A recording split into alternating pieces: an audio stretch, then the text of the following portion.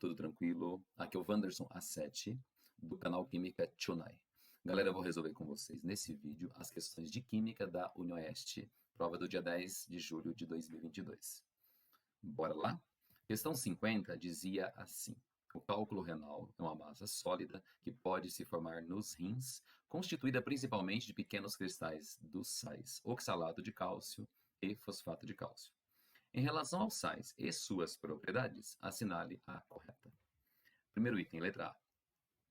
Cloreto de potássio e óxido de sódio são exemplos de sais solúveis em água.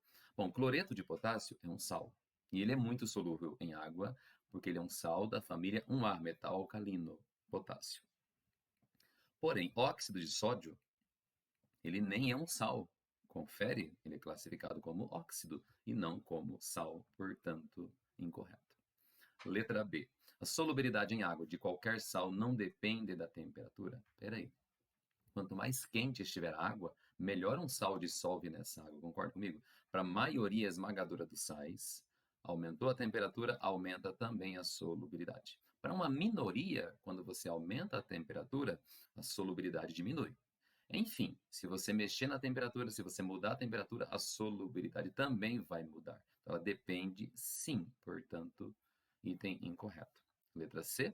Os sais são exemplos de substâncias formadas pela ligação covalente de um metal com um não metal. Primeiro que ligação entre metal com um não metal normalmente é iônica. Segundo que o caráter predominante dos sais não é o covalente. O caráter predominante dos sais é o iônico. Portanto, incorreta também. Todos os cloretos são sais solúveis em água. Bom, a regra geral diz que os cloretos são solúveis em água. Porém, existem 3 exceções importantes. Quais são elas? Uma exceção é o mercúrio, a outra exceção é o chumbo e a terceira exceção é a prata. Os cloretos ou os aletos desses 3 cátions não se dissolvem bem em água, são classificados como sais insolúveis. Então, todos os cloretos são sais solúveis em água? Errado. O de prata, o de mercúrio e o de chumbo, não. Letra E, a formação de um sólido insolúvel, como, por exemplo, o oxalato de cálcio e o fosfato de cálcio. Beleza? São sais de solubilidade muito baixa. Voltando, a formação de um sólido insolúvel, como esses dois, em solução aquosa, é denominada de precipitação. Bom, se são sais insolúveis, eles vão facilmente formar corpo de fundo. Qual é o nome desse fenômeno? Precipitação. Portanto, o item correto é letra E. Beleza? Tudo tranquilo? Bora, partiu para 51. As obtenções da nitroglicerina, que faz a dinamite, né? A partir da reação de nitração do glicerol, como obtenção de margarina a partir da hidrogenação de óleos vegetais e também obtenção do carbono a partir da desidratação da sacarose, são exemplos de diferentes tipos de reações que ocorrem com os compostos orgânicos. Todas as reações orgânicas podem ser classificadas em pelo menos uma das 3 classes. São as 3 classes básicas. Quais? Adição, eliminação, substituição. Com base no enunciado, assinale a alternativa que contém a sequência correta, referente à classificação das reações apresentadas. Bom, a primeira reação é bem simplesinha, bem legal de você perceber qual é o estilo dela. Perceba que a substância orgânica antes da flecha era etano. A substância orgânica que vem depois da flecha é o bromoetano. Eu acho que você consegue perceber que você arrancou um hidrogênio e colocou um bromo no seu lugar. Então, isso se chama substituição. Beleza? Então, a primeira reação já vai ser classificada como sub. Vou marcar aqui para a gente não esquecer. Uma dica, toda reação de substituição ela vai ter um subproduto, que nesse caso é o HBr. Agora, a segunda reação, ela não cabe aqui, vou ter que fazer numa página à parte. Beleza? Vamos montar essa reação de maneira mais detalhada para você enxergar. A segunda reação, você tem um aldeído reagindo com HCN. Então, eu vou abrir essa reação assim. O aldeído que o exercício se refere é esse aqui, H3C. Aí aparece de maneira condensada isso aqui, C dupla OH. Esse é o aldeído. Percebe que eu abri a fórmula dele. Aí você vai fazer a reação com HCN. Beleza? E quando você reage ele com HCN, o que acontece? Você desmancha a ligação dupla que ele tem. Ela se torna simples. Então você vai ter um negócio assim, ligação simples entre carbono e oxigênio, beleza? O H continua bonitinho aqui, intacto. Aí você vai acrescentar duas coisas. O H do HCN vem aqui. E o grupinho CN, cianeto, né? Ele gruda no carbono que tinha a dupla. Perceba que você removeu a ligação pi, né, desmanchou a dupla, agora virou simples. Você acrescentou, você adicionou um hidrogênio ao oxigênio e adicionou um grupinho cianeto ao carbono. Esse tipo de reação onde você desmancha a pi, mas acrescenta dois átomos ou dois grupos de átomos, a gente dá o nome de reação de adição. Portanto, a segunda que apareceu aí, nós vamos classificar como reação de adição. Beleza? A terceira, bem parecida. A terceira aparece o seguinte: aparece um propeno, que está reagindo com HClO, ou HOCl, que daria na mesma. Vamos abrir essa reação. Como que ela ficaria? Propeno, são quantos carbonos? Propeno são 3. Uma dupla aqui, beleza? Então, o desenho para o propeno, de forma condensada, seria isso aqui. Aí você está fazendo a reação com ácido hipocloroso. Ele poderia ser representado assim, HOCl. O que está acontecendo na reação que você acabou de visualizar lá? Você percebeu que o HO grudou num dos carbonos da dupla e o Cl grudou no outro. O produto que apareceu para você está mais ou menos assim. H3C. Quem que veio depois? Veio um CH. A gente confere com a fórmula que apareceu no seu exercício, tá? Aqui aparece um CH2. Aí, nesse carbono da ponta, você conectou o cloro. No carbono do meio, você conectou a hidroxila. Perceba que você quebrou a ligação π e acrescentou, no lugar, dois grupos de átomos, um em cada carbono. E perceba também que essa reação, bem como a anterior, não tem subproduto. Isso leva a crer que essa terceira reação vai ser de quê? Adição também. Reação de adição, ela não tem subproduto. A de substituição tem, a de adição não tem. Beleza? Bom, já dá quase que para eliminar, mas tem que ter a última ainda. A reação número 4, você parte de um aleto, ou melhor, um dialeto. Beleza? O desenho para ele, você poderia fazer assim, de maneira bem compacta. Então, tem 3 carboninhos, certo? Você começa com CH3, aí depois tem um CHBr, quer dizer que tem um Br pendurado aqui. E no carbono da ponta tem um outro Br pendurado. Ok, aqui era CH2 e aqui era CH. O que está acontecendo com esse dialeto? Percebe que está reagindo com zinco e no final da reação, você obteve o propeno. Pera, mas para você obter o propeno, o que você fez? Você capturou esses bromos que estavam aí. Você arrancou esse bromo e você restabeleceu uma ligação π entre carbonos. Então, ela é o contrário da adição. Perfeito, você construiu a π, mas você removeu dois grupos de átomos. Entendeu o que eu falei? Então, essa é o contrário da adição. Chama o quê? Subtração. Não, nome bonitinho é eliminação. Portanto, as reações que apareceu para a gente nessa questão são sub, a segunda adição, a terceira adição, a quarta é o contrário da adição. Que nome que eu dou? Eliminação. Portanto, a resposta Tonight Forever para essa questão vai ser a letra A. Beleza? Tranquilo? Vamos para a questão 52. Óxido nítrico, NO, é um poluente atmosférico formado como subproduto da combustão de combustíveis fósseis, que, quando inalado, interage com o ferro da hemoglobina, diminuindo a sua capacidade de transportar oxigênio, que é o O2. Com relação à molécula do óxido nítrico poluente, assinale a alternativa incorreta. Primeira coisa, super importante, vamos desenhar essa molécula. Como que desenha a molécula de NO? Bom, são só 2 átomos, beleza? Nitrogênio, oxigênio. Então, mas que tipo de ligação acontece entre eles? Você sabe que o oxigênio, o normal dele é fazer 2. O nitrogênio teria que fazer mais uma. Se ele fizer mais uma, ele atrapalha o octeto do oxigênio, confere. A formulinha que a gente usa para essa molécula é essa que está aí. Só para você relembrar, o oxigênio ele mora na família 6A, ou grupo 16. Então, não esqueça que ele tem mais 2 pares sobrando aqui. Estou fazendo a formulinha de Lewis, tá bom? Nitrogênio, ele mora na família 5A, então ele tem 5 elétrons na camada de valência. Então, está faltando a gente desenhar mais 3. Pronto, desenhei. Não esqueçam de que, ó, os 2 elétrons do N mais os 2 elétrons do O já participaram da ligação covalente. Esse é o desenho simplificado para essa molécula. Tudo bem? Os átomos dessa molécula possuem possuem um total de 11 elétrons na camada de valência. Bom, nitrogênio tem 5. Quando está sozinho. O oxigênio tem 6. Total dá quanto? 11. Portanto, esse item Perfeito. Quer saber a incorreta. Apresenta um momento de dipolo, momento dipolar igual a zero. Peraí, mas essa molécula seria apolar? Não. Concorde que a ligação acontece entre O e N. Você sabe que o O é mais eletronegativo. Então, aqui existe um vetor que aponta para o O.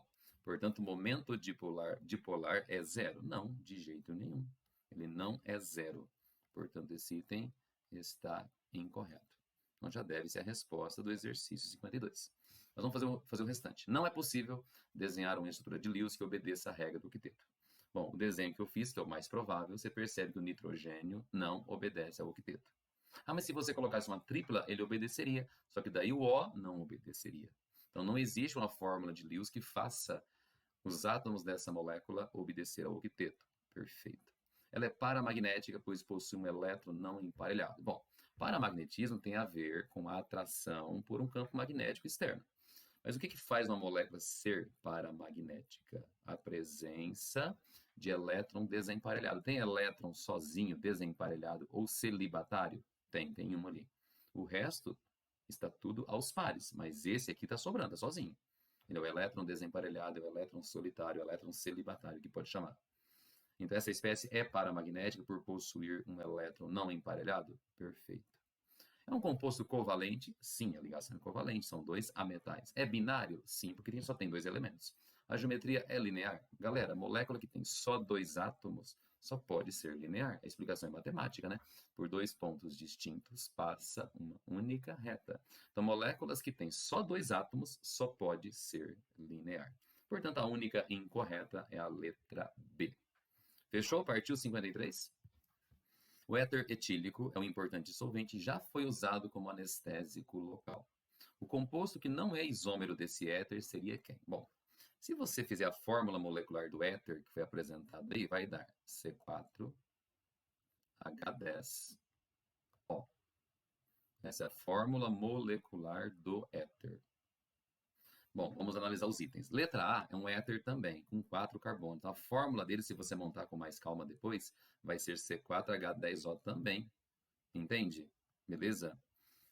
A letra B apareceu para você um tal de 1-butanol ou butanol. Se você montar a fórmula estrutural bonitinho dele, vai dar C4H10O também. O 2-metil-2-propanol é um álcool com 4 carbonos, que também vai ter a mesma fórmula molecular. O butan-2ol ou 2-butanol, idem. Butanona não tem como ter essa fórmula molecular. A fórmula molecular para butanona, se você desenhar direitinho depois, uma cetona com 4 carbonos, vai ser C4H8O. O que é isomeria? A existência de substâncias diferentes com a mesma fórmula molecular. Então, para o cara não ser isômero do éter, tem que ter uma fórmula diferente. E a única substância aí que não tem fórmula C4H10O é exatamente a butanona, que é C4H8O. Então, a única substância que não pode ser isômera é a butanona. Tem um outro jeito de pensar, não sei se você gostaria. O éter tem aquela fórmula C4H10. O número de hidrogênios é maior que o dobro de carbonos. Você sabe quando é que isso acontece?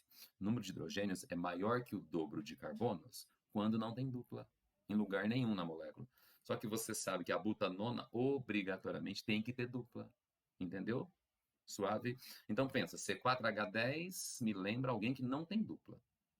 Butanona tem que ter dupla. Então não tem como uma butanona que tem dupla ter fórmula C4H10 e depois o O.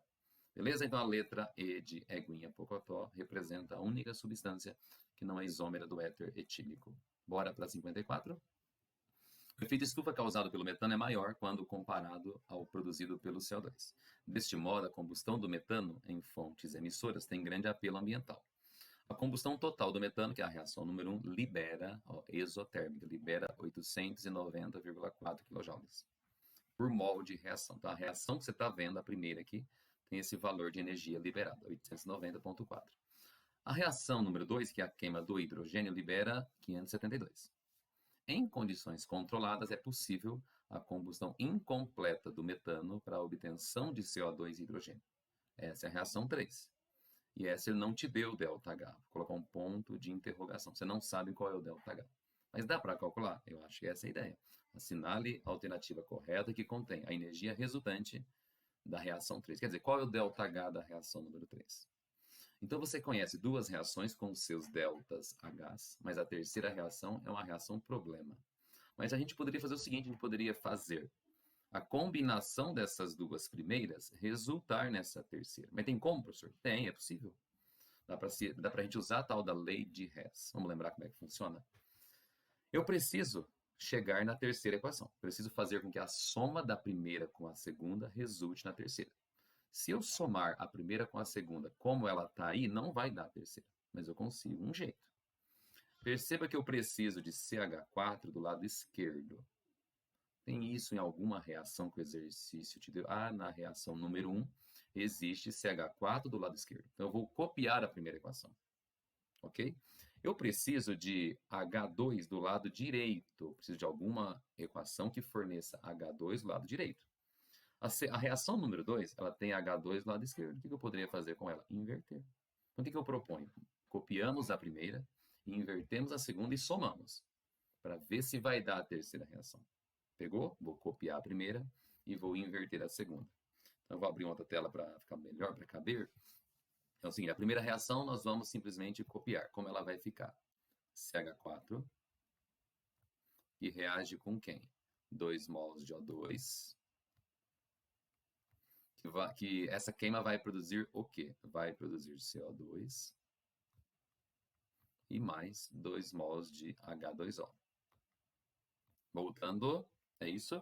E o ΔH dessa primeira você conhece, 890,4. Vou colocar aqui, 890,4, mas o exercício diz que ela libera, afinal, é uma combustão. Aí nós combinamos combinamos de inverter a segunda. Opa, quando a gente inverte a segunda, como é que ela fica? 2 mols de água, que vai se transformar, ou vão se transformar em 2 mols de H2, mais o quê? 1 mol de O2. Perceba que eu inverti essa equação. O valor do ΔH era 572 negativo, liberava. O que vai acontecer agora? O ΔH agora é mais 572. A unidade é quilojoules. Pronto. Beleza? O que eu vou fazer com essas duas? Vou somar essas duas agora. Vou somar para quê? Para tentar chegar naquela terceira reação. Você percebeu que vai dar para cortar alguém aí. Por exemplo, 2 mols de água, 2 mols de água. Beleza? Dá para cortar mais alguém? Dá para cortar parcialmente.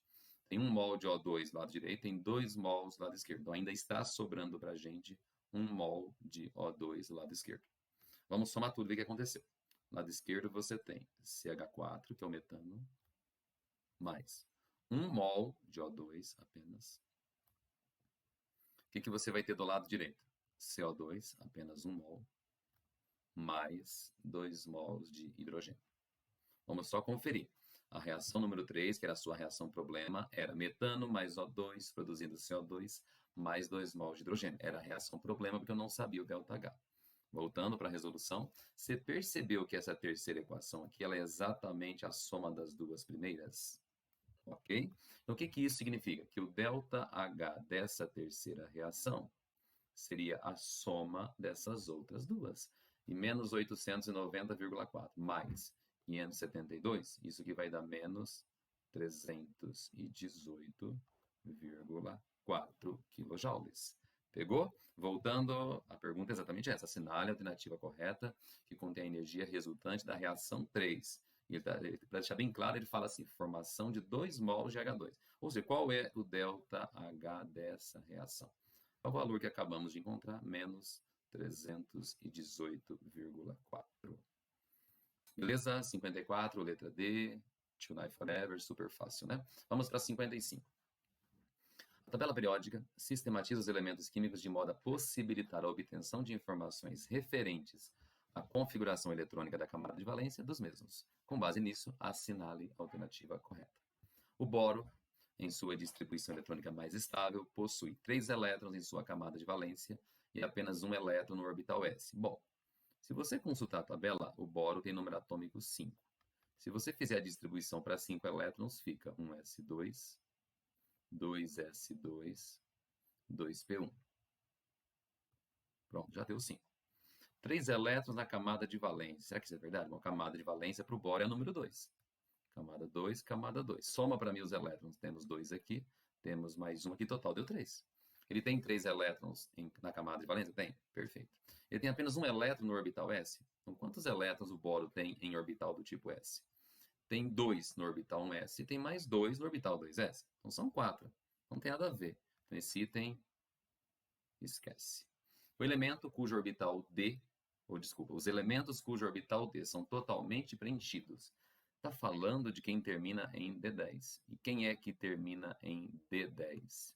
Está lá no bloco dos metais de transição. É a última coluninha dos metais de transição, que você pode chamar de família 2B, ou pode chamar de grupo 12, tanto faz. 2B, que é o nome, numeração antiga, né?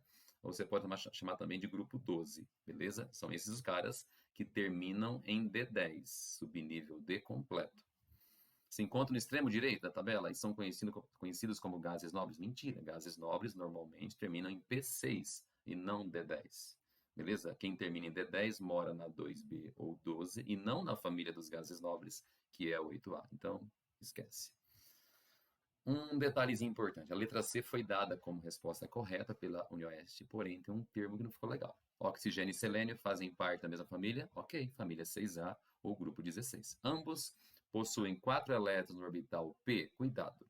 Tanto enxofre quanto selênio, aliás, oxigênio quanto selênio, eles terminam com P4. Então existem 4 elétrons em subnível P.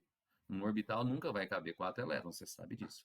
Então, o termo correto seria subnível P, não orbital P. Beleza? Então, para ficar bem bonita, porque é a resposta do gabarito da UniOeste, oxigênio e selênio fazem parte da mesma família. Ok. Ambos possuem 4 elétrons no orbital P? Não, é no subnível P, em diferentes períodos, já que o oxigênio mora no segundo período e o selênio mora no quarto. Então, o termo correto não é orbital, o termo corretíssimo seria subnível, mas é a resposta que foi dada como certa. Tudo bem? Sódio e magnésio são elementos com o mesmo número de elétrons em sua camada de valência. Peraí, sódio na sua tabela mora na família 1A. Quem mora na família 1A tem um elétron de valência. Magnésio mora na 2A. Quem mora na 2A tem 2 elétrons de valência. Então já está tudo errado. Pronto. Beleza? Última, os elementos que possuem orbital S semi-preenchido. Peraí, orbital S cabe em 2 elétrons. Semi-preenchido, você coloca um só. Estamos falando de quem termina com S1. E você sabe que quem termina em S1 tem que morar onde? Na família 1A. Os elementos que possuem orbital S semi-preenchido, S1, encontram-se no extremo esquerdo da tabela. Oh, legal. Família 1A é o extremo esquerdo. E possuem tendência a ganhar elétrons para preencher. Peraí, quem mora na família 1A, a tendência não é ganhar, a tendência é o quê? Perder. Eles são muito eletropositivos, inclusive. Então está errado. Qual a palavrinha que ficou estranha aqui? Não é ganhar elétrons. Quem mora na 1A ou quem termina em S1, a tendência é doar. Portanto, a resposta correta, com essa observação que eu fiz, é letra C de sangue. Beleza? Vamos para a última. Questão 56, que fala de equilíbrio agora.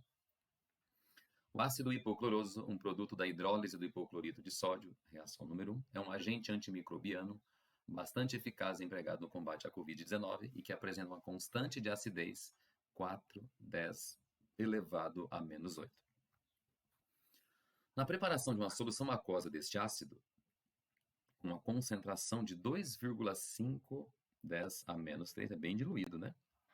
Ocorrerá a produção de íons hidrônio após atingir o equilíbrio com as espécies dissociadas, que é a reação número 2. Então, você vai colocar o HClO em água, beleza? Ele vai ionizar-se, produzir hidrônio e hipoclorito. Pronto. Com base no enunciado, assinale a alternativa correta. Ele pergunta concentração, pergunta pH, pergunta pOH, então vai ter que fazer um negócio bem grande aqui. Vamos abrir um outro slide aqui para fazer a construção disso. Beleza? Bom, os valores importantes. A constante 4,10 a menos 8 e a concentração do ácido, que é bem pequena, 2,510 a menos 3. Vamos montar isso então? Vou colocar a equação na forma mais simplificada. Qual é o ácido que você está ionizando? Hipocloroso HClO. Beleza? Como é que é a equação de ionização dele mais simplificada? H mais ClO menos. Tranquilo? Vamos escrever primeiramente a expressão da constante de equilíbrio para ele. Ka ou Ki, tanto faz, é igual. Concentração de quem? H vezes concentração do hipoclorito, Cl-, e a gente precisa dividir isso por quem? Pela concentração do ácido. Para quem não lembrava, como é que calcula a expressão, como é que calcula a constante de equilíbrio? Concentração de produtos dividido pela concentração de reagentes. Lembra do Paraná, PR, produto por reagente, tá bom? Qual que é o valor da constante? Vou ter que voltar que eu já esqueci. 4/10 elevado a menos 8. Qual que é a concentração do H+ e do hipoclorito? Eu não sei. Só tem uma dica maravilhosa aqui. As concentrações desses dois caras, você concorda que elas são idênticas? Se você produziu 1H+, você vai produzir 1 hipoclorito. Se você produziu 5H+, você vai produzir 5 hipoclorito. Porque a proporção em que eles ionizam é 1:1. Então dá para falar que o H+ e o hipoclorito é igual, professor? Dá para falar isso, sem problema. Então, para ficar mais bonitinho, eu vou chamar a concentração do H+ de H+ mesmo, e a do hipoclorito eu vou chamar também de H+. Ah, posso chamar de X? Também pode. Então, vou escrever assim, concentração de H+ vezes concentração de H+, que vai virar o quê? Concentração de H+ ao quadrado, já que as duas são iguais. Beleza. Eu preciso dividir isso por quem? Pela concentração do ácido no equilíbrio. Aqui a gente faz uma aproximação. Aliás, em qualquer questão de equilíbrio a gente faz isso. A concentração do ácido de verdade não vai ser essa aqui, 2,510 a menos 3. Por quê? Uma pequena parte dele vai deixar de existir na forma molecular. Uma pequena parte, porque ele é fraco. Mas como essa quantidade que ioniza é tão pequena, a gente pode fingir, a gente pode aproximar que a concentração do HCl no equilíbrio é praticamente o valor original. Entendeu? Isso é uma aproximação que a gente faz em todo exercício de equilíbrio envolvendo eletrólitos fracos. Que fique bem claro. A concentração real é um pouco menor que 2,5, 10 a menos 3. A gente faz uma aproximação que não vai resultar num erro significativo. Tá bom? O que eu faço agora? Multiplica cruzado? Se você multiplicar cruzado, onde é que você vai chegar aqui? Vamos lá. Concentração do H+ elevado ao quadrado vai ser 4 vezes 2,5, eu acho que dá 10. 10 elevado a menos 8 vezes 10 elevado a menos 3, eu acho que vai dar 10 elevado a menos 11. Como se fosse 10 elevado a 1 vezes 10 elevado a menos 11. É isso? Então, a concentração do H+ elevada ao quadrado vai ser igual a 10 elevado a menos 10. O que você faz agora? Eu vou extrair a raiz quadrada. Então, concentração hidrogeniônica, raiz quadrada de 10 a menos 10, eu acredito que vai dar 10 elevado a menos 5 mol por litro. O que você achou aqui nada mais é que a concentração do H+, concentração do hidrônio, você pode chamar também, e também representa a concentração do hipoclorito, já que as duas são praticamente iguais. Se você conhece a concentração do H+, o que dá para você achar? Vamos, eu consigo achar o pH. Não é só aplicar menos o log da concentração do H+, só usar a regrinha do tombo, menos o log de 10 elevado a menos 5, você sabe que o pH vai dar quanto aqui? 5. Pronto, já dá para responder tudo praticamente. Vamos voltar para o exercício. A concentração de H3O+, que acaba sendo igual ao H+, produzido é 1/10 elevado a menos 10. A gente viu que é 10 elevado a menos 5, então é errado. O pOH é 10. Espera aí, se o pH deu 5, o pOH a 25 graus Celsius é o que falta para 14, seria 9, não 10. A concentração do H3O+, e naturalmente do H+, produzido pelo ácido é 2/10 a menos 4, não, a gente achou outro valor. A concentração do H+, ou do H3O+, produzido pelo ácido é 1/10 elevado a menos 5, ok, perfeito. O pH obtido, o pH da solução, o pH obtido da solução do ácido é 4, então a gente encontrou que o pH é igual a 5. Beleza? Então a resposta é letra D. Só uma observação, ao invés de escrever essa equação mais detalhada, mais atualizada, eu fiz a equação mais simplificada. Então a gente finge que o H3O+ é a mesma coisa que H+. Tudo bem? Então a resposta correta vai ser a letra D de The Best. Ok, galera? Espero que vocês tenham entendido, que essa resolução tenha ajudado você a entender possíveis dúvidas que você teve na prova. Beleza? Um grande abraço e até o próximo vídeo.